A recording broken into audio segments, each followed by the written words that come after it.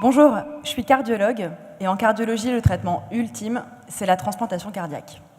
Mais le patient risque alors ce qu'on appelle le rejet de greffe, quand son système immunitaire reconnaît l'organe greffé comme étranger et l'attaque pour le détruire. Et grâce à Grégory, vous savez très bien ce que c'est maintenant, le système immunitaire. Les principales responsables de ce rejet, ce sont les cellules du système immunitaire. Ces cellules, elles sont comme nous, comme vous, très nombreuses, et c'est tant mieux, et aussi très différentes.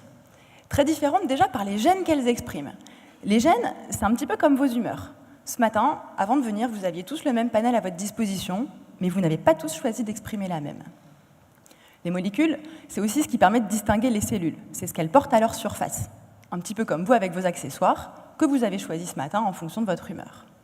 Aujourd'hui, on est capable de regarder tout ça, et c'est ce qui nous permet de faire la différence entre des cellules agressives qui vont être pro-rejet, des cellules au contraire tolérantes qui vont favoriser l'acceptation de l'organe, et des cellules qui, peut-être comme certains d'entre vous, ne savent pas encore très bien ce qu'elles veulent, et vont se laisser influencer par les autres. Alors, le rejet, on sait qu'il existe, donc évidemment, on essaye de le prévenir. Mais malgré nos traitements, ça touche encore près d'un quart des patients greffés. Et surtout, ça justifie qu'on fasse des prélèvements cardiaques de dépistage, qu'on appelle des biopsies. Ces prélèvements, ils sont dangereux, avec un risque de perforation cardiaque à chaque fois qu'on les réalise, et pourtant, on est obligé de les répéter jusqu'à plusieurs fois par mois et pendant plusieurs années. Alors, vous me voyez venir, ce qu'on aimerait, c'est diagnostiquer le rejet de greffe sans avoir à faire les biopsies. Mais ça, c'est un peu comme vouloir suivre la finale de la Coupe du Monde 98 sans voir les joueurs au Stade de France. L'hypothèse de ma thèse, c'est qu'en regardant simplement ce soir-là les supporters, on aurait peut-être pu suivre le match en direct. Par exemple, j'ai déjà réussi à montrer que simplement en analysant l'humeur, mais vraiment juste ça, des supporters au Stade de France, on aurait pu connaître le score en cours.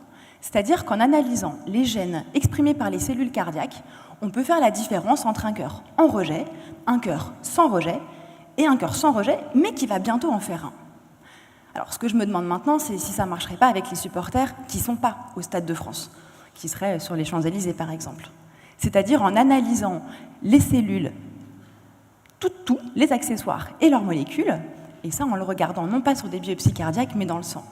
C'est pour ça que je les caractérise très très précisément, aussi bien dans le cœur que dans le sang, parce que quand on aura compris comment tous ces types de cellules arrivent à s'organiser, se donner rendez-vous, débattre, s'organiser, et finalement parfois se retrouver dans le cœur et faire un rejet, à ce moment-là, on pourra diagnostiquer le rejet de greffe par une simple prise de sang qui évitera les biopsies, et alléger le suivi des patients grâce à des traitements moins lourds, car plus ciblés.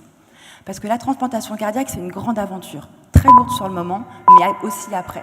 Donc nous, ce qu'on veut, c'est que nos greffiers gardent le sourire. Ça passe.